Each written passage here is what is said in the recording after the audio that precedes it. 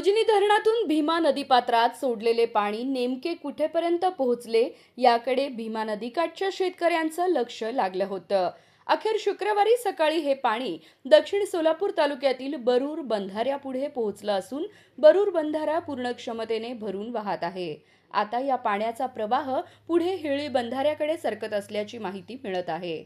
उजनी धरणातून सोडण्यात आलेल्या पाण्यामुळे भीमा नदीतील पाणी पातळीत वाढ झाली आहे. नदीकाठच्या गावातील शेतकरी आणि नागरिक सतत पाण्याच्या स्थितीची माहिती घेत आहेत.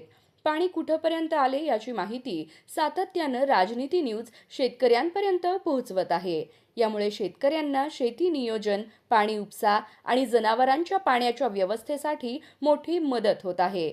बरूर बंधारा भरून वाहत असल्याचं हे दृश्य आपण राजनीती न्यूज चॅनलच्या माध्यमातून पाहत आहात. पाण्याच्या वाढत्या प्रवाहामुळे नदी परिसरात गारवा निर्माण झाला आहे.